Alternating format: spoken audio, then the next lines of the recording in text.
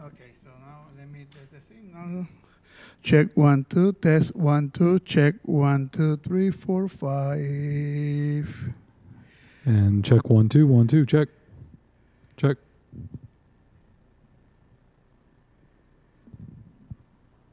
Okay, so now let me test the signal.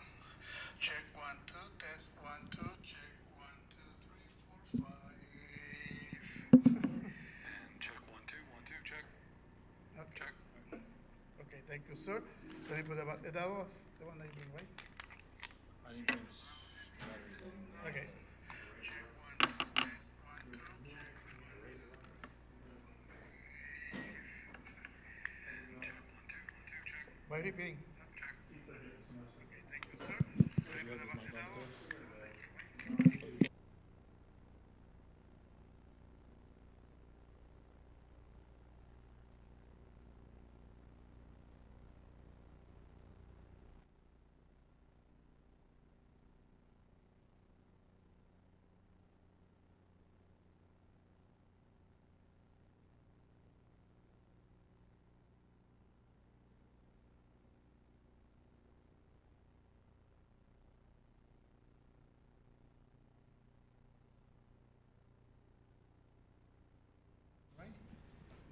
Yeah, one, two. Okay.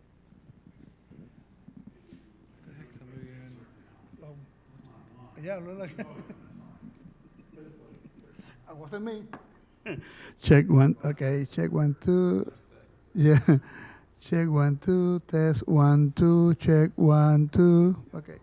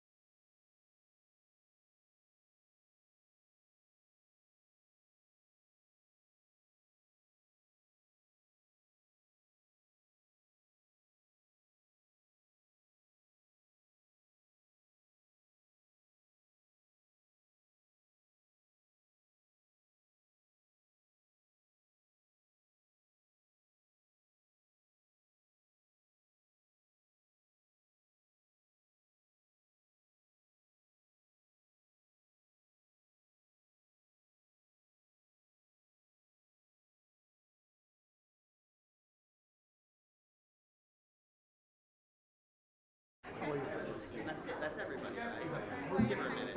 You all can catch your breath.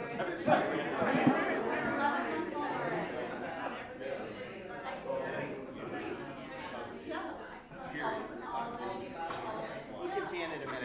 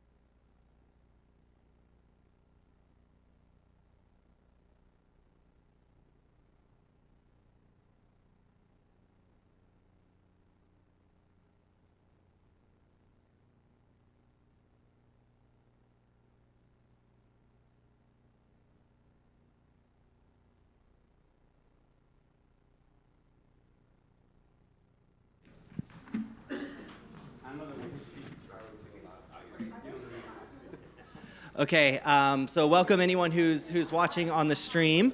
I'd like to give a special thanks to y'all for setting this up. I was a little delinquent in making the request, but they assured me early this morning that we'd be good to go, so thank y'all for coming out and doing it.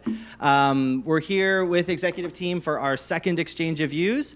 Should we do introductions again? I guess, okay, we'll go down. So we have Rick Collins, CFO, interim CFO. Of course, May Ashby from Human Resources, Dr. Hammond, Student Services and CTS, Dr. John Gillen, right, head of the Foundation, Economic Development, I think is in there somewhere, right, in the title. Of course, Dr. Georgia Lorenz, President, Dr. Laura Ross, Academic Affairs, Kate Henry, Marketing, and Janet Balanoff, Title IX, Coordinator, Equity, and Diversity. And then, of course, Paul Carlin, the college's legal counsel. And I'm Kevin. I think you all know that. That's right, Paul. Paul celebrated his birthday yesterday. 31, right? 31? So I sent out to all the faculty as well as to executive team the sort of list of priorities that we discussed at the last meeting and tried to pare them down into cohesive sentences, which I struggled with this time, but mostly there's just a lot of thoughts on there. So I thought since you had some of these topics ahead of time, we would just turn it over to you all and kind of let you start the conversation, and then we can jump in as people have other questions or whatever arises. Hello? I should use this for the thing, Right, Okay.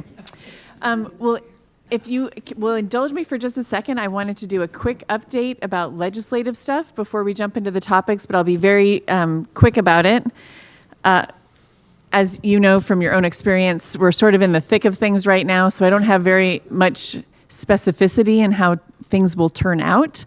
But conferencing began today, and Senator David Simmons has been assigned to the at-large conference budget committee as well as the education committee, which is good for us because he's one of our strongest advocates.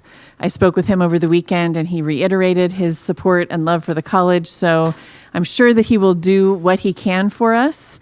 We do not have any of our representatives assigned to any of those committees, but Senator Simmons will be there fighting the good fight for us. In terms of the budget, you know, the House comes up with theirs, the Senate comes up with theirs. They were about $400 million apart.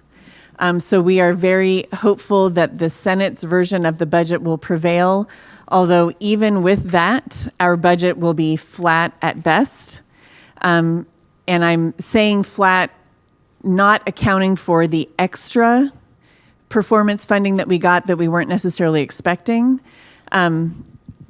I'm not sure how the performance funding will come out this year in terms of what we will be judged on and how the money will be distributed. I know that there is interest in both the House and the Senate for no college's base being at risk. So if you're a purple college, you don't give anything up out of your base, you may not get anything matching, but this whole idea of winners and losers and the winners taking from the losers is not embraced by either the House or the Senate right now. So as we build our budget, we are not counting that, I'm going to call it extra. We earned it, but sort of above and beyond what we were expecting into our budget this year. If the House prevails, we'll probably be looking at a budget cut. Am I saying this right, Rick? Okay. Stop me if I say anything wrong.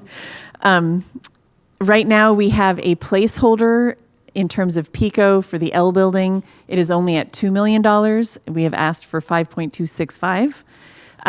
We're hoping that placeholder, so we're very happy that we have a placeholder because most colleges don't even have that. And so we're hopeful that as this process continues, that's one thing that Senator Simmons can help advocate for to get us whole on the L building. We have the oldest PICO project on the list. It was started in 2007. There's a clear desire amongst the legislature to finish previously funded PICO projects, and we're like the poster child for that. So hopefully that will all work itself out. There are still some legislative issues that we have concerns over. Dual enrollment for private and homeschooled students and us being liable for the instructional costs for those students would be an additional financial burden on the college. Some of the language related to sort of scrutiny and what we can spend money and not spend money on related to the foundation has been stricken. So we're happy about that. There's language about us retaining a 7% reserve as opposed to 5%, but if we go over 7%, we have to submit a plan to reduce down to 7% because reserves is something that they have paid particular attention and given us all heartburn over this year in particular. So those are some of the legislative things that I think are still in play. Another thing related to PICO, there's two different proposals. The one we prefer, although I hope neither of them is victorious, is that we would have to set aside a certain amount of local funds to request a new building, to even be eligible for state funds for a new building. In one scenario, any institution with 15,000 FTEs or more per year would have to set aside 15% of the total cost of the building. Now, we are not at 15,000 FTE, but we could be, particularly if another recession came along and students, were flooding to us again. So the estimate for the Altamont building, for example, is $47 million. To come up with 15% of that would be a big lift. The other proposal has sort of a sliding scale. And the worst case scenario would be you have to set aside 2% of local funds. Now, again, I tell you all this, none of it may come true. It may be a completely different proposal. So this is just sort of what we know now. So there you have it. The other thing I just wanted to mention is that the SOAR team, Strategic Outlook and Review, continues to meet. Kevin is on that committee. We have both internal and external constituents who are coming together for a series of meetings, 6 or 7 meetings, and Mark is our fearless leader, to review data about different kinds of things that impact the college, the institution's performance, student performance, workforce trends, demographic trends that we'll need to respond to. And we're going to take all of those findings to inform our strategic planning summit in the fall, which I hope you will all attend. We'll gather feedback from multiple groups, during that strategic planning summit phase, and then have a writing team generate our next strategic plan based on all of that feedback. So watch for that. It's going to continue to evolve between now and next fall. Okay, so then anybody else have an update? Okay. Our first issue that you all brought to our attention is related to the college's overall strategy with respect to surveys, tests that we use, what are all the instruments we use, internal and external, and what is the purpose or focus of each one? Is there a better way to involve faculty in the analysis and application of results, and are we maximizing effectiveness and input? So I've asked Mark Morgan to be here, so maybe you could give us a brief... You come up to the microphone up front because... Thank you, Kevin. maybe you could give us a brief overview of the major assessment tools we use, what we use the data for, and any ideas you have about involving faculty. You bet. Great. And thank you for having me. I'm happy to talk about all this stuff. But let's split this out because we're really talking two different things here, surveys and assessments. So let's start with surveys. All of y'all are familiar with the Student Perception of Instruction Survey. That's the one given at the end of the term, and you get that feedback. Then we also do national surveys, the Community College Survey of Student Engagement, the one we just finished. We do that every other year just to assess student engagement against national benchmarks. So we're eager to get those results back. We finished the administration, we've sent the results back. We're waiting to get those results in early August. So as soon as we get those, we'll share those. We alternate SESI every other year with the Noel Levitt Student Satisfaction Survey. And that's similar to SESI, but it measures different dimensions. It basically measures, would you recommend this college? Was the overall experience satisfying? And so again, we get national benchmarks against that. And what we find that's very interesting, pardon the diversion, that our student satisfaction is actually very high. We see that on the SPOI survey, we see that on Noel Levitt's, but engagement is not where we want it to be. So they like it here, but they don't feel as fully engaged as we need them to be. So we're working on that. So those are the kind of the three big surveys. We also do the Rate Your Student Experience Survey. We compile those results 6 times a year and just kind of use that for kind of how's it going overall across campuses and are there sore spots. So that's really the big picture of surveys. Now assessments are a different story. We have 5 college-wide outcomes. Here's a quiz. What are they? Come on. Okay. All right. Communication, critical thinking, quantitative scientific reasoning, information literacy, and global sociocultural responsibility. Okay, those are the 5 that we defined years ago. And we've defined 3 major national instruments that give us feedback, and again, national benchmarks for how our students doing on communication skills, information literacy skills. So we administer those every 3rd year. So in other words, we alternate the 3 different assessments we use to gather feedback on how our students doing. And we target outgoing sophomores, students who are lining up ready to graduate with their associate degree, because we know that they exist in certain courses. They kind of cluster in certain courses, and we go after those courses and work with the instructors. So we would welcome greater involvement from the faculty in terms of welcoming us into those classrooms or working with us on assessment strategies, because we need to get a sufficient number. And the last couple of go-rounds with the ETS proficiency profile, which is one of those standardized assessments, we really struggle for 3 years running to get a sufficient number of students to do that. We think we cracked the code this go-around. So we alternate those assessments. One of them is the ETS proficiency profile run by the College Board that it covers a lot of those dimensions of those learning outcomes, so it's a great assessment. We do the what's called GPI, the Global Perspective Inventory, which gives us feedback on the global sociocultural dimension. And then we used to use SAILS for our information literacy assessment, but that one's gone out the window.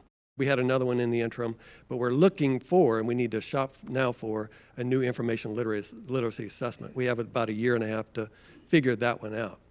So we alternate those every 3rd year, and we use those results to inform executive team, faculty, kind of college in general, how are our students doing as they go through the Seminole State experience in really bringing those proficiencies up to par, at least on par, with what we see other college sophomores doing nationwide. And I'm happy to report that they do quite well. They do kind of where we expect them to be. But we would welcome feedback on the overall assessment strategy that we utilize, because the way we do it now, we go into those targeted classes and work with the faculty to try to get those students to take the assessments. And so however we can do that in terms of the class schedules, getting students to the testing center, extra credit, whatever we have to do to sort of cajole or twist our arms to get them to take those assessments, we welcome ideas. Questions about our assessments or about the surveys? Mark, I know that you have started serving students who return to your mic. Oh, yeah, I'm sorry. I'll run around with this one. You hold that, and then I'll bring it back. Yeah, thanks, Tracy. Yeah, that way they know what you're asking. Makes sense. Okay, so Mark, I know that your office started working on with students who return, so they might take 2 semesters off, and then you guys were looking at talking about why they stopped and why they returned. But have we thought any more on how do we capture students who decide not to return to Seminole State, and it's sort of like that lost opportunity for enrollment? Have we been systematic or come up with a solution to that problem yet? I'll say we've certainly thought about it, and we've tried different things, but we haven't cracked that nut yet. That you're exactly right, Tracy. We have there are very few students who totally abandon Seminole State. We've tracked those cohorts. We've gone looking for them in all kinds of places. With the student clearinghouse, we have greater insight to where do they go. And the reality is they don't really go anywhere else. They just kind of leave us. But then we find that over time they do eventually return. And about the only students who ever abandon us entirely are students who just have a terrible experience in their very first term. They basically flunk out or withdraw from everything, and they're done and they're gone. But the students who do okay, but then seem to disappear, will eventually show up. The readmits that we have coming back into the college every year, students who were working along, they left us in good standing, they sat out for more than a year, and they come back into the college, we have more than 1,000 students that do that every year. And then a lot of students, well, about 60%, don't take a class in the summer term. You know, so whatever we can do to support them in terms of their continuous enrollment and staying on target, because that's what we find. They're in and out all the time. And we just haven't figured out how to get them to stop doing that, how to stay continuously enrolled.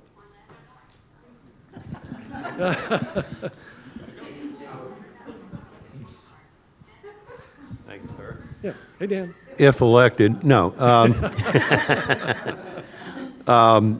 What are you doing for the engagement of the online students? We have a high percentage, as you know, of online students. How do we reach them with these assessments? We reached them with the Noah Levitt survey. That's an online survey. They are excluded in the SESI survey, and we've given that feedback every year that we do the SESI, because SESI is really old school. It's paper and pencil and only online classes, and we're saying you're leaving out a substantial number of our students. However, we also find that while the percentage and the number and percentage is growing of students who are exclusively online, the vast majority of our students are still taking face-to-face courses and online courses. Okay. So we capture them in that SESI survey. Yeah. Thank you. But we are telling the SESI office every time we do this, it's like we really would like to have this an online survey. Right. Logistically, it's tough. What are we at, 25% of enrollment online or something like that? I can tell you that. Yeah, we just had a presentation at the board. Right. So it's 22% right now that's fully online, but everyone else, it's mixed mode. We're providing options for those students that they make their own choices. You know, do I want to take this online or face-to-face? And then when you look at graduates, only 1% of AA graduates are doing it all online. So, you know, AS is a little higher, BS is a little higher. So it feels like everyone's online, but the truth is they're mixing it up. Good. Yeah, great answer. A+, Laura. Yeah, Dee. I just wondered if there's any possibility of perhaps on the institutional research page having links to some of these survey results so that, you know, even if it's just the current year, so that it's easy for a faculty member interested in how we did on SESI or how we did. I know if we email you guys, it's there, but I didn't know if there's website or room for that. Yeah, we're happy to do that, but I want to ask a question here. If we posted that stuff out there, how many folks would actually go look for it? Okay, all right, that's better than I expected. Because, Dee, we used to put all that stuff out there. We maintain a whole list of stuff out there, and then Les Lust did a Google Analytics class for it, said, hey, let's analyze who's going to your website and what they're looking for and where they're going and how often. And we found that over the past 3 years, one person had gone to the IR website and downloaded something. And we were knocking ourselves out every term loading this stuff up. Yeah. Well, thank you, Dee.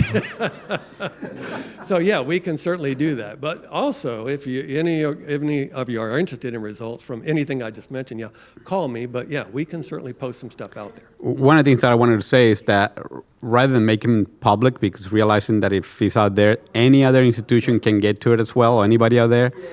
So we could put it behind use ID and password just by logging in like you do for any of the other systems. So that will probably personalize it, because then you actually have to log in and get it, which is no big deal, to be honest. But just want to make sure that that's what I was going to say. We did the analysis and it wasn't good. Right. So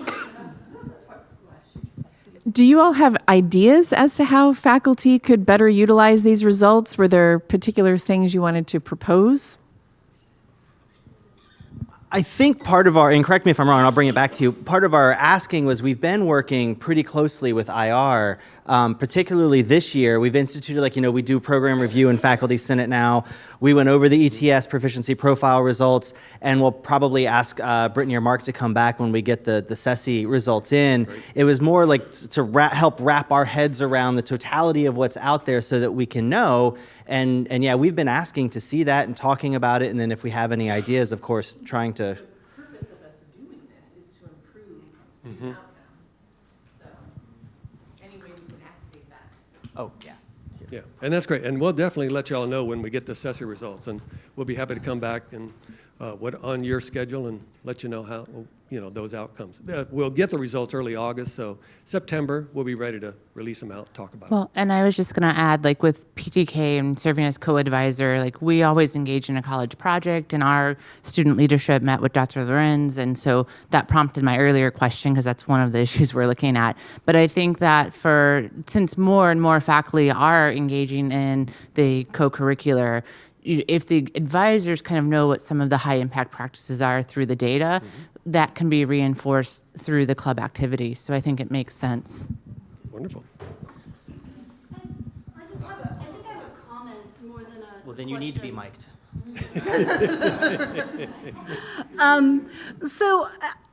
This is coming from a historical perspective. When I first got here, and I think my first or second year was SACS. And SACS was done by faculty at that point. So we had our fingers in the data. And so I think that part of what's going on is we don't have our fingers in the data anymore. And bless you, because SACS is a bitch, and I really don't. What you do is, you've turned it into a well-oiled machine, and that is a wonderful, wonderful thing. And I don't know that faculty appreciate how hard SACS is. Because a lot of us, there are a number of faculty who have never had to serve on a committee, who've never had to write the report, who haven't done any of that because you and your office do such a wonderful job in taking care of all of that. But I think that because of that, we've lost some of the meaning of why we do what we do, or why you do what you do. Because we were the ones who had to, it used to be we were the ones who had to take that data and turn it into a report, and hopefully we didn't get our fingers slapped for whatever we didn't do. And so I just, just a comment about, historically we were very, very involved, and because we're so good at it now, we're not as involved, and I think something gets lost in that translation, and I don't know how to bridge that gap. But I think that that's what we are looking for as a way. I don't know that we want to serve on any more SACS committees. I was wondering where this was going, Debbie. But I think that that's part of where the angst is coming from with respect to some of this stuff. So okay. Just well, throwing that out there for. Yeah, just a couple of comments on that. Thank you very much. We've taken, I'm the SACS liaison, and I'm pleased and very honored to serve in that role for the college. But my kind of overall philosophy on this is that we don't do things for SACS, right? We do things particularly well as a college, and we're very pleased to report those to the commission and to stand, in good standing with the commission because of the outstanding work that we're doing and the way that we serve students. So in that way, we've been very deliberate. I've been very deliberate in making SACS really just kind of, it's down here. And if we do what we do, we won't have any SACS problems. Now, anybody that wants to read the things that we write to SACS or wants to see what we do, I'm happy to share that. Can I get off your mailing list? Right. And I think that's a good strategy, yeah. Because I think the most valuable thing you can do, there are two. One is to pay attention to your student perception of instruction outcomes and continue to work and do the great work you're doing for your students. That's a foundational element that we report to SACS in pretty much everything we do. Students love their experience here. They're very satisfied with their faculty. Our faculty do a great job, and we prove it through those surveys. Then the second thing that we prove in terms of kind of operational outcomes and the learning outcomes are those assessments that I just mentioned. So the annual program reviews, yeah, by all stretch, go to those, because then you get a sense of, is my program growing, shrinking? How's my graduate count doing? You get a real feel for what's going on in your program and with your students. Are the demographics changing? Is my audience changing over time? And then the learning outcome assessments that we use those to report, hey, our students are doing just fine as they wrap up their associate degree experience here relative to other schools and other outcomes. So the commission is quite pleased with our performance. And to be honest with you, I get fairly frequent calls from other schools that say, hey, so-and-so told me to call y'all to see what's going on there. We'd like to learn more. And I think that's why we're going to continue our strategy once we know what to ask for and look for each year, because it worked really well this year with the ETS proficiency profile. I mean, once people saw how poor the results were in terms of what we thought our students were doing, you got a little bit more buy-in saying, let's get a real sample and see how they are, and they're actually quite nice. Good.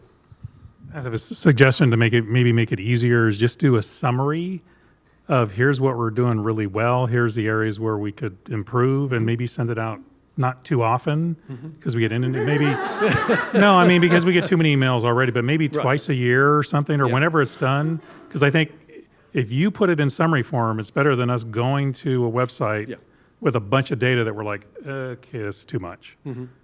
So just an idea. That's a great suggestion. I'm thinking of two things that we generate for executive team. One is at the end of the program review cycle, my office generates, because we've sat through all the program reviews, we generate a summary for Laura and executive team to say, hey, here's the dialogue we heard. Here's some kind of strategic issues, and then here's some kind of programmatic things that you might be aware of. And generally they're aware of them anyway, but we just kind of tell them. So yeah, that would be a great summary to go back out and say, here's kind of the big picture stuff we got out of the program review. And then we also do an assessment for the executive team and the trustees every year on, strategically how we doing on the key indicators related to our strategic scorecard. Here are the green ones, here are the yellow ones, here's a couple of red ones. By the way, we haven't had any red ones in a couple of years. It's important that we all think about we all need to think about how in our own role at the college we operationalize that and use the information to improve student outcomes. And that looks different for me than it does for you, than it does for Dee, because of the different disciplines you're in and the goals of your programs, et cetera. But we really need to operationalize it. It's not just that's interesting. It needs to change something. I just wanted to thank you for taking us out of SACS, which is, to me, as a very prejudiced faculty member, it's essentially something that you spend more time justifying what you do than doing what you do. And that is maddening. Sorry, that's all. I'm not going to hurt anybody. Mark, we did have a question come up when we were talking about SESI a meeting or two ago. Is there an employee or a faculty version of the survey that measures what we think? Yeah, you know what I'm asking. Right. Yeah, there is. And in fact, when we put it on our schedule and we're working with academic leadership team and kind of setting up the schedule and getting ready to administer it, which was last fall, they asked, could we do the faculty version this go around as well? Because we hadn't done it in quite a long time. I think it's been 10 years at least.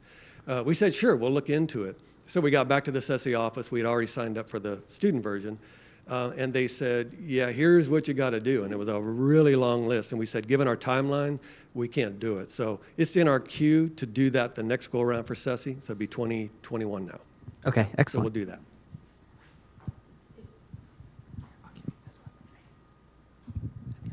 I just wanted to add about SESI. The reason that's so important, and most of you know that, is student engagement really determines whether they retain or not.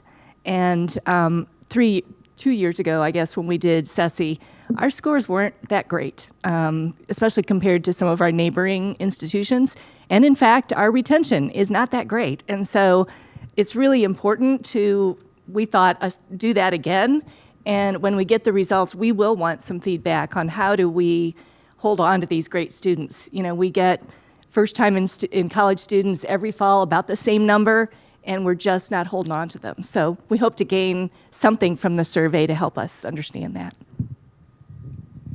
If you could help me understand, what does the faculty version entail? What is that about? Well, the SESI overall ask about student engagement in really every level. Are you involved in student life, student government? Are you attending your classes regularly? Are you interacting with your instructor, and so on? And it pretty much asks those same questions from an instructor perspective. Are your students coming to you on a regular basis? Are they interacting you with email? Are they meeting with you after class? Are they talking about their career plans? You know, so it's, again, it's sort of asking from the faculty perspective. You know, and so that's what we're able to do is gauge and say, are we kind of hearing and seeing the same story from both sides? Or what are the issues that we may have to work on together? So it's not about their engagement. It still focuses on the students, just flips it. Right. I think it's about the faculty's perspective or perception of student engagement. Yeah, but it does ask some things of faculty to say, are you doing this? Or how often are you doing this kind of thing? Reaching out to students, talking about career opportunity, you know. Yeah, things like they'll ask the students, are you doing presentations in class? Mm-hmm. And they'll say no. And then the faculty, the last time we did this, well, yes, they're doing all kinds of presentations. So, you know, there's sort of this awakening, I don't know, on one of the sides. Something's not quite right there, but it's interesting. Right. Yeah, service learning opportunities, active learning strategies, you know, just asking that type of thing. Anybody have anything else for Mark? Okay. Well, I guess we can move on to the next topic. You might be off the hook for a little while. Thank you very much, Mark. And so I don't know who will want to speak to this one, but I know the second thing, and this has come up over the years, and but asking about the perceptions of deans, supervisors, the idea of a 360, whatever the case might be. But I know there's been some discussion, so I thought I might let you share with everyone. We've been talking about this a couple of years, maybe 3 years, actually. Not trying to avoid it, just trying to figure out a way that we can do it. And I mean, there was, I guess I can go into all the circumstances, but there was a concern early on that when you do something like this, there could be a public records request and publish that, and sometimes that's very devastating for departments. And so we were a little concerned about that. And then we went down the road of, well, could it be just part of the evaluation and go into their personnel file? Because then that's not a public records request. But for only academic affairs to do that and not everybody else didn't seem fair. So we sort of got to a point where we were back to this 360 evaluation process, and May became part of that, and then it got complicated. But I don't know whether you want to jump in here, May, but we have a, yeah, you knew I was going to draw you in. So we have sort of a solution. It probably, you know, may not be exactly what you were thinking, but May, why don't you take it from here? Sure. So first of all, I do remember our last exchange of views. Debbie brought it up, and I appreciate that. What we are working on, and let me know if this meets your needs, and then I also want to hear more about your specific needs and why. But what we're planning on doing is implementing a pilot program regarding a 360-degree evaluation. And actually, let me rewind. A 360-degree assessment, okay? So we really want to be clear that this is not used in an evaluative way. In fact, the timing of it wouldn't be during the regular evaluation cycle. This is strictly just feedback. And most organizations or universities, colleges would implement this. And it would really be more of a coaching / mentoring experience for the individual that's receiving all the feedback. And so that's why it's important for me, Kevin, if you could elaborate a little bit on the why behind it in just a few minutes. Because I want to make sure, remember, I want to give a shout out to Dr. Freeman was it 2 Fridays ago now or 1 Friday ago, where Scott did a fantastic job leading people from Leadership Academy alumni through an experience about the work, a lot based on the work of Brene Brown and her research and being vulnerable, being authentic. And one of the principles we talked about, a lot of times organizations run in to solve a problem and fix the problem, and they put something in place without really understanding what was the impetus for it in the first place. So we might be solving something that doesn't address some of the issues as to why you're asking for this. So that's important for me to understand better. Because from our perspective, again, the reason for doing a 360-degree assessment is to give feedback, mentoring, coaching to an individual used in a non-evaluative way. So, for example, if Dick was going to go through a 360-degree assessment, look at it, it's like, why are you picking on me? Of course, all of his direct reports would be part of that, but that's just one component. Another component would be all of his peers. Another component would be any outside people outside of the college, vendors, influencers. Absolutely. So you get this real wide perspective. All of that, the goal is for all of that to be somewhat anonymous, and we can talk about that later. Therefore, you need a certain volume. So in some of our areas, if you only have 1 or 2 full-time faculty in some programs, I would not recommend this. The goal is for this to be somewhat anonymous. Now, the only person's feedback who would not be anonymous is the supervisor of the person going through. That's very obvious who that is. But you take all of this feedback, and really it's for Dick to help him grow and excel in different areas as feedback. It's not discipline. It's nothing attached like that. So those are a few things I wanted to add, but could you all elaborate on? Yeah, I'll start and then I'll turn it over to anyone who wants to add more. I mean, yeah, that was our idea from the get-go. It was always meant to be part of a conversation, part of improvement. It was never meant to be part of an evaluation. It was more perception. I mean, that's why we sort of thought of it as modeling it after the SPOI, which is what we go through. And I know we used SPOI for other things, but when it comes down to it, that document is important only for the people that were in the room, right? It's for your own reflection, and that right. You can then tell. And we just didn't have a real mechanism to be able to provide that feedback we were thinking obviously for faculty in terms of deans, or if we wanted to go higher up, in terms of Dick. But really, yeah, that was the idea was to give feedback for improvement.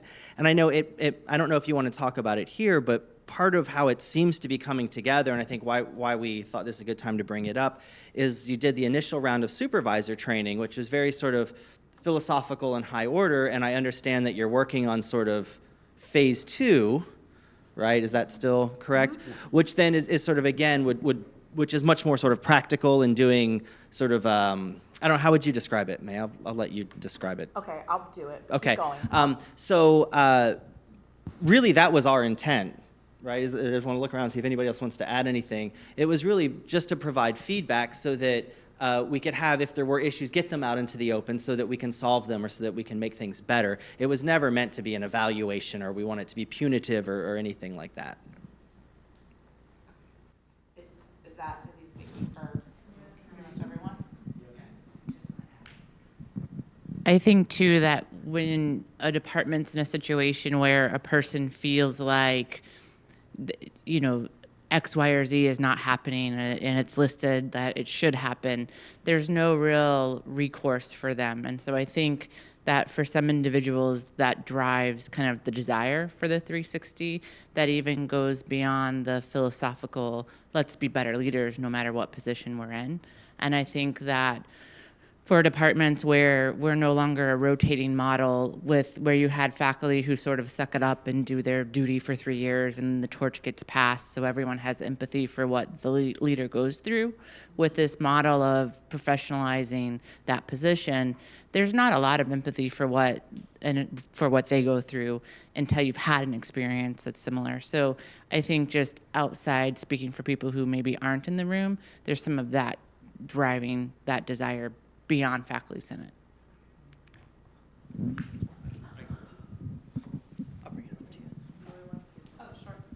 Jump in quickly. So I think there is recourse to that. We have a CBA that if things aren't happening, there is a way to follow up on that.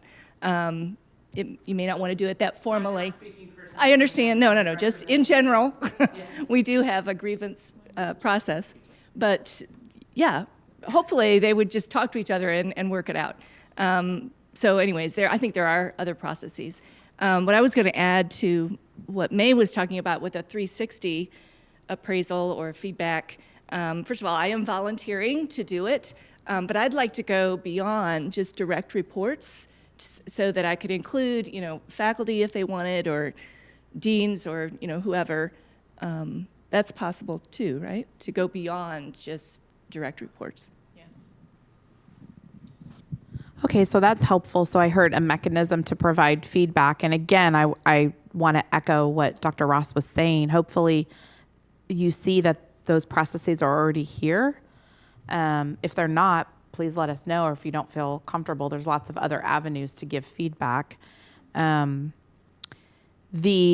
Especially if you want something addressed with individuals, it's one thing if it's just kind of broad feedback, but if there's specific examples, remember it would be somewhat anonymous, meaning unless you say a very specific example that Dick's going to know who this is, then all the summary is in aggregate form.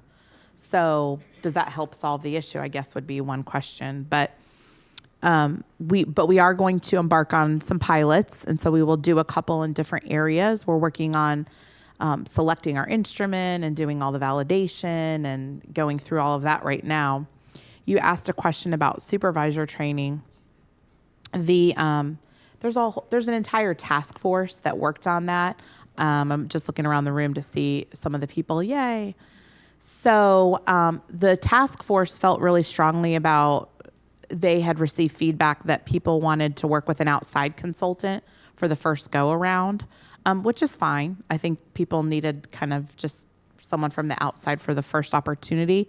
But phase 2, which you mentioned, Kevin, is more learning from each other, best practices. So we have some really great leaders doing really great work in certain areas. So we want to highlight those leaders and have other leaders learn from our own. So for example, if, Dr. Gillen's really great at networking. I mean, I know that's not really a high supervision skill per se, but you might argue otherwise, especially in your field, but okay. But networking, he might be the presenter for that, and all the supervisors would learn from them. We have other great leaders that are fabulous at writing appraisals or giving recognition feedback or having tough conversations. So we're highlighting those individuals. That's phase 2, Kevin, utilizing our own internal great people. So did that answer all your questions? I think that I wanted everyone else to hear that. Okay. Oh.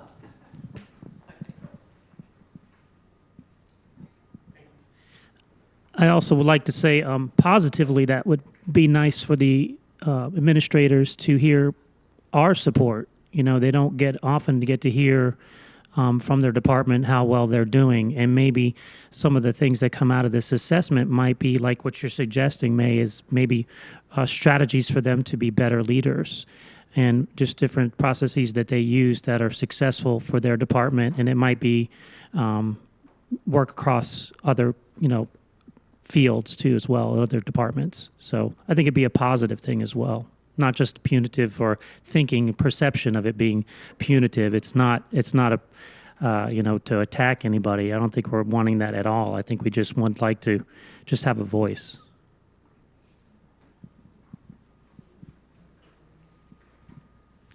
Did anybody else? Oh. Well, for them you did. Just to point out one thing, though, and it was based on something you said about an outside consultant.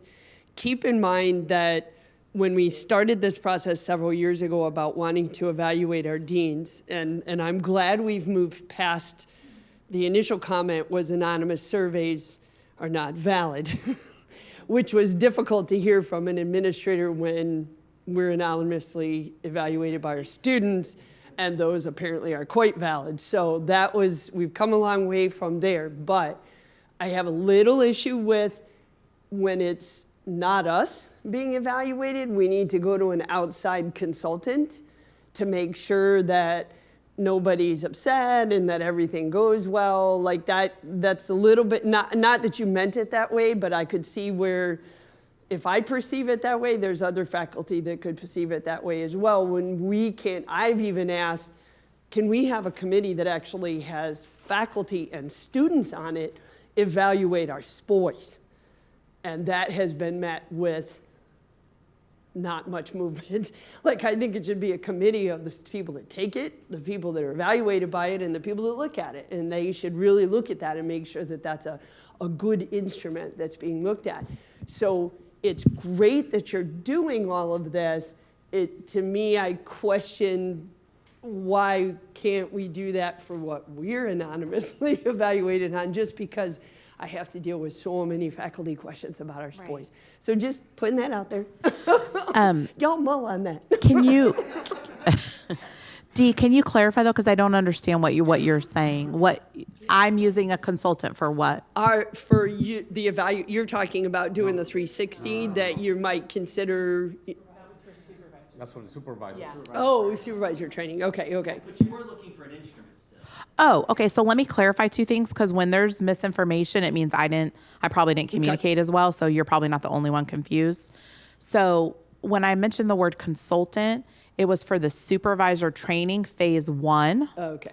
We wanted to have some of our own internal people present that training, but the feedback we got from faculty and staff starting back in 2013 and moving forward was it wouldn't be received as well if it was not coming from an outside person at first. They needed to get warmed up to the idea and then transfer to our own internal staff.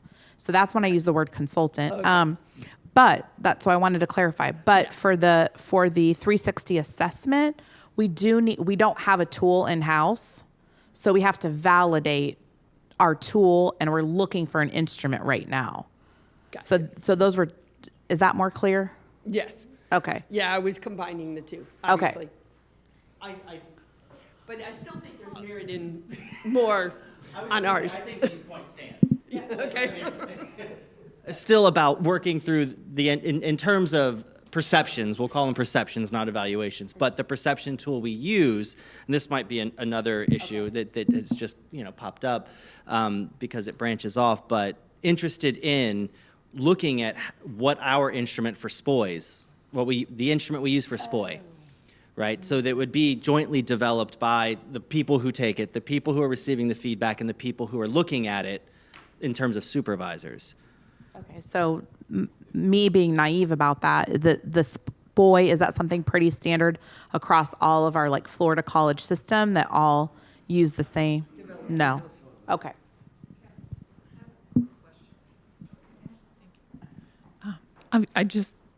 I understand the reasoning behind. I come from a small department, and actually within the next year or two, we're losing about half of our full-time faculty because they're retiring.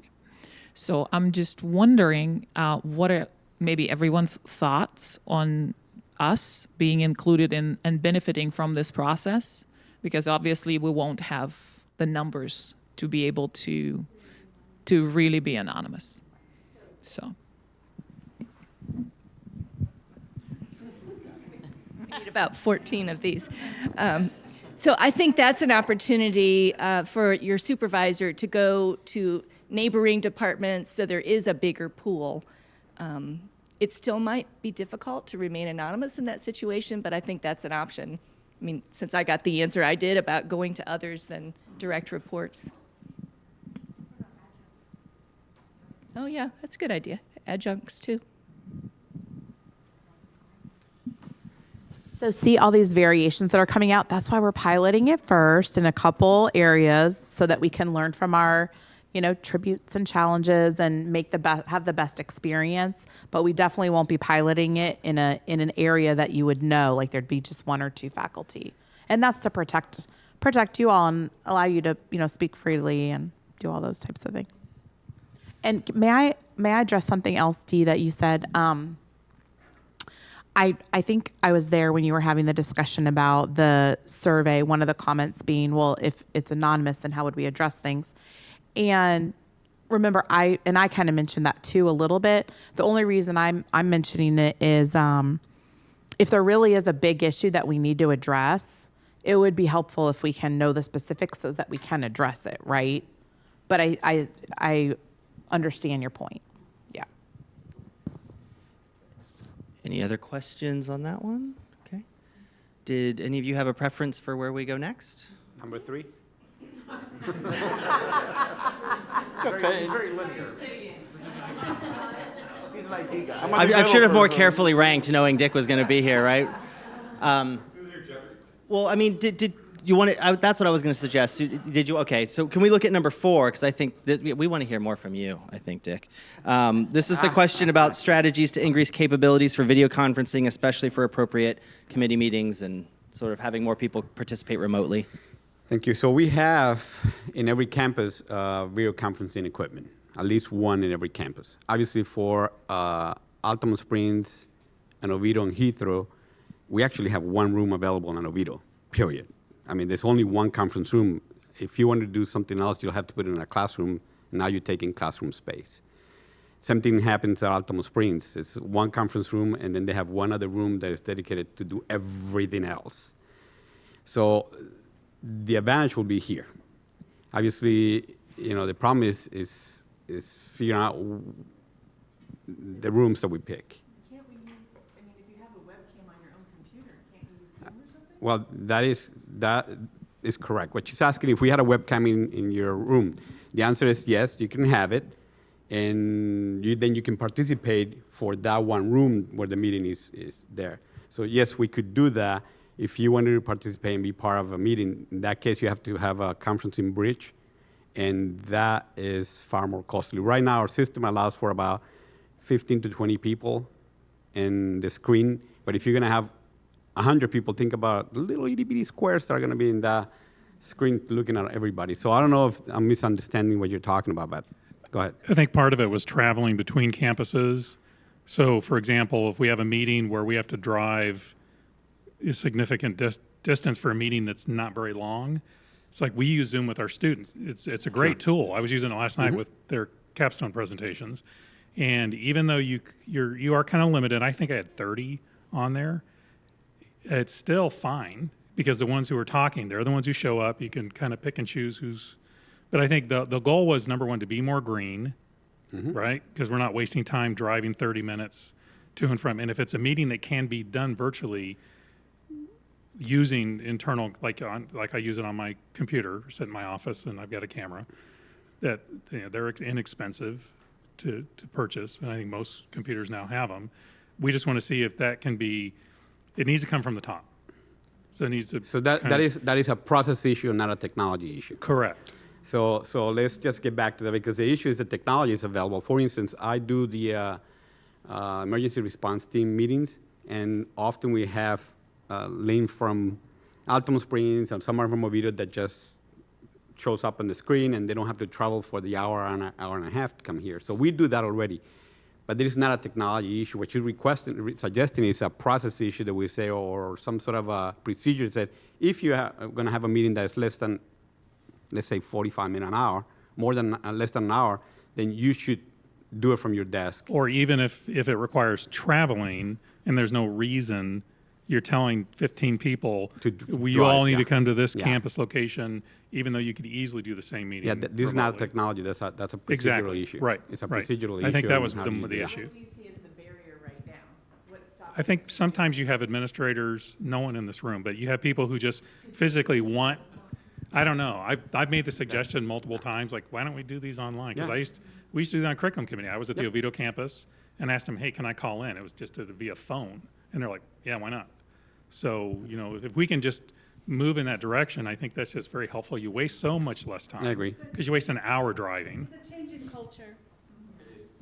It is. It is that. It's not a technology issue because the technology is in place. It's whether the person who's setting may want to add, if you're not available in person, please dial this number. So when you send the appointment out, you could say dial this number or call this this number in this conference room from your desk. So you could. That is a culture change, not necessarily a technology. So we issue. have the software. I think part of it might be too just some of the hardware, getting the cameras, so that if people needed to grab one, you had them available. Okay, so I just have a quick question or comment. So part of it, because I attend a lot of meetings, and then if I want to host a meeting, simple question, because you're saying the technology is easy.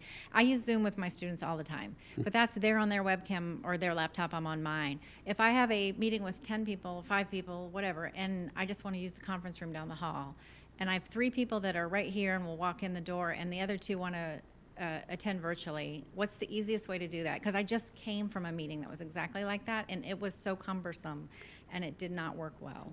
So the easiest thing is obviously you have to reserve the room that has the technology. Okay, so what room and what technology? All right, there is one room here in F220. F220 has it. In fact, we do a lot of our interviews with for recruitment. We do in that room. F220 is the only room here in this campus. So We also have a webcam in the marketing suite. If you come in from the corridor, you can actually come into that conference room and reserve it the same way. So there are 2 rooms now available here, and Okay, then so- one in each one of the campuses. So I think our point is, could we just get a few more of those? Because Oh, we yeah, have conference- we they could. can't be expensive, Then right? you're talking about dedicating resources to that because they're not cheap. Because each one of them become a bridge, and once you're at a bridge, the bridge means you can allow multiple connections up to whatever X number, so there's licenses and all that. So you're looking at around $25,000 a room. Okay, so you can't check a bridge out though, right? No, it's built into the software and the hardware. No, I mean, aren't we talking about that little bridge thing that sits in the Oh middle no, of the that's table? different. What you're talking about is Then I something guess- else. That's different Okay, stuff. so if we want to do that, we have to use F220 and one other conference Yeah. room. In building C. In building C. And then the remote campus has got one. Now, if you want to do it in your office, everyone, all of you already have the Skype for Business in your computer. And as soon as you have a camera, you're good to go. You invite 20 people, and 20 people show up there, and you don't have to do anything. Just make sure you have a... And you could also use Skype in those conference rooms. Correct. It's You can use just Skype. awkward though, because like I said, I just came from one. So 2 people ended up phoning in, and we had a telephone, and so they could just hear, but then they couldn't see anything. So, and It's a then, training like, I issue. tried one earlier with training. business for Skype, and, like, I did have a little camera, but Yeah. it didn't catch very much of the room. So it just seems like there should be some Where more did you do it? inexpensive technology. Where did you do it? In the conference room in the bottom of the V building. V building? 007. Yeah, so I had a webcam, you know what I mean? I'm like, oh, Oh, this will well, be that's simple. different. It's But, not well, that's the what I'm te- saying is, okay. couldn't there be like a simpler solution that we could use easily? Like, you know what I mean? Sounds like a welcome I back hear you. session. Yeah, and maybe I it's, hear you. maybe I just Yes, I don't thank you. know. Maybe I It is a training issue, yeah. I understand what you're saying. I understand. Rather than having to go specifically to 220, and a lot of these things happen on the fly. So, you know, like all of a sudden 2 or 3 of us start talking, and it'd be like, oh, we should get 2 or 3 other people. Like, so I'm thinking Zoom, but isn't there an easier way? Well, you have to have the incorporate- equipment in your office as well, the camera in every office. Right. And, that's something we need to analyze, but I can do it when everyone's not together, but when some are together and some aren't together, it's just kind of awkward. And also, not everyone has the professional version of Zoom yet, so you have. But to I wouldn't request use Zoom that. because Yeah. that's free. Free. Well, okay. And I would So- use That's what I just said earlier. Skype for Okay, Business. so, Because all it's right, I'm not including trying- license. okay. We have all that stuff. So anyway, we can talk. I like your idea. It's a session for to welcome back, so we do some additional training. Dick, it's not just technology and training, though, because I've been on search committees with Craig, and e-learning was in the team running the search committee, and the technology failed, and then I had to phone in. So I'm not sure it's all training, because those people are pretty savvy with the technology. But to a different point, like, I don't normally text during these meetings with so many administrators in the room, but folks are watching Jaime's live stream, and they don't have a way to communicate their questions, so they're texting folks to ask the question. So even if we really want to make this broader, I mean, like Laura, we at one of the winter welcome backs, we live streamed her winter welcome back message to all campuses. We didn't have a way for folks to ask questions unless we had telephone. We did it with the employee benefits, not the listening sessions, but when we were looking at insurance changes, and we had to have someone give their cell phone number to receive text messages for questions. So it seems like when we want to do these larger formats, we need a way in which the people who are watching the stream can communicate without necessarily making us look like derelicts on our cell phone during a meeting. So.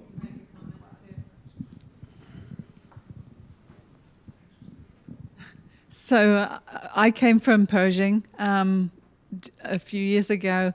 We used to web conference all the time. It always has glitches. I'm just telling you from personal experience. And particularly for large meetings, it is difficult to get that back and forth conversation going. So oftentimes we used to resort to exactly what you're saying, texting or emailing questions.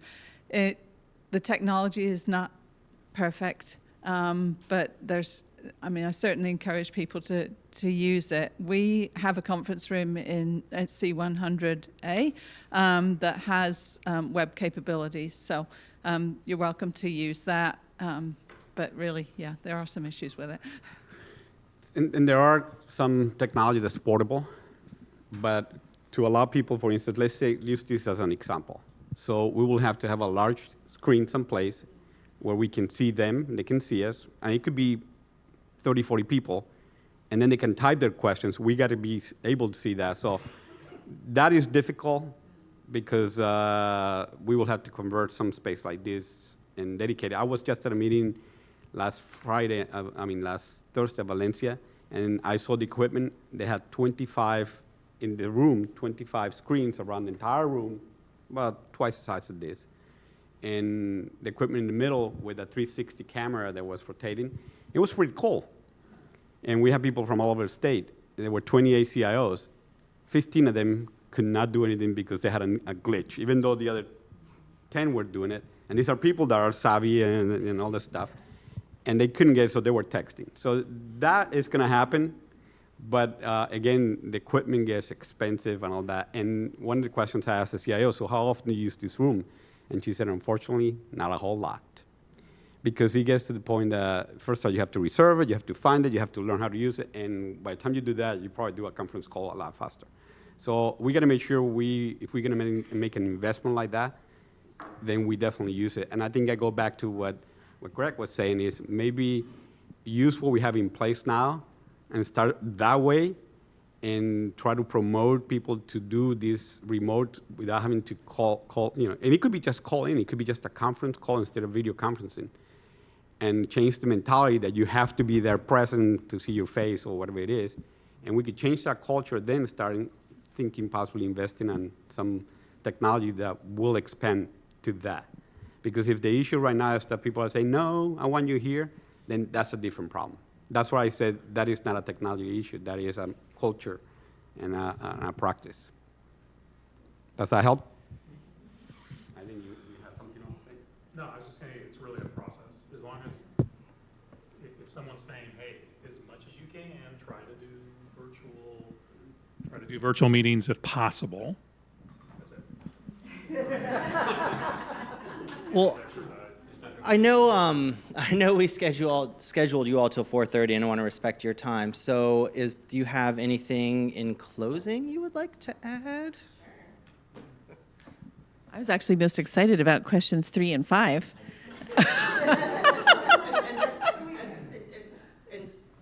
folks out there know, we actually thought a little bit about how to get feedback in here, but that's part of the difficulty. I mean, we provided questions ahead of time, which we got input from everybody on, and we still didn't get to all of them. So it's always, there's just never, maybe time is what we need to figure out, how to compress it, I don't expand it, something. I think we could probably do 3 very quickly. Okay. And because it's ending the QEP to 5 years, so go ahead. Oh, sure.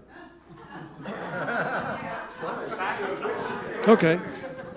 Yeah, thanks. We were just talking about this earlier today. So the question is about the next QEP cycle. And just a quick point of context, we have wrapped up our current QEP. In fact, we're celebrating the event, and I'm very just delighted with the way our QEP turns out. I will share with you, I've presented on our QEP at national conferences, and people come up to, at the accreditation conference, people come up to me and go, really? You had a successful QEP? We didn't think that was possible. So yeah, we love to go brag on our QEP, the Read to Succeed. But we're wrapping that up, and now it's time to start thinking about the next QEP. We're sort of in that weird little phase that we're done. We don't have one now, but we got to start thinking about one for the next reaffirmation that will occur in 2023. So we were just talking earlier today about, we're not saying this is it, but guided pathways as a potential, or really our timing is perfect because we're going into a strategic planning cycle. So I have the opportunity to put several things on the table to consider and have dialogue about several options. And then about the time we're coming through that cycle, hey, there's a QEP that should pop out of that cycle. So we don't have a particular topic yet. We're pleased with the way our last one went, so we're hoping for a similar success with whatever bubbles to the top of the next one. And I would say, full disclosure, I am supportive of the Guided Pathways Initiative as a model that might be really great for us. We have many of the elements of Guided Pathways in place, but if we were to integrate those into a more cohesive whole and make sure that every student, we scaled it to every student, every program, maybe we really could have an impact on retention, reducing the numbers of semesters it takes students to get their degree or certificate. So I think there's a lot of merit in that idea. I also don't want to shove that down anybody's throat. So I hope that as we go through the strategic planning process, when we come up with our strategic goals and initiatives, or goals and objectives, we can think about something like guided pathways or first-year experience, I think was another thing that you mentioned. Student success courses, a lot of those ideas that are out there could then be the strategies or methodologies by which we reach those goals and objectives. And we're hopeful that something will naturally emerge for the QEP so it isn't an add-on. Like Mark was saying about accreditation earlier, we don't want to do something just for the sake of doing it, to check a box. Yes, we did a QEP. We want it to be meaningful for us and our students and move us towards the goals that we set for ourselves in this next strategic plan. So we don't have clear answers for you, but I guess I'll just leave it at that. Any ideas? Yeah, we're open to any and all ideas. Yeah, it will definitely include faculty. They were very involved the last time around. I think, do you remember Bonnie Tinson and Lisa Valentino, and a bunch of you were involved.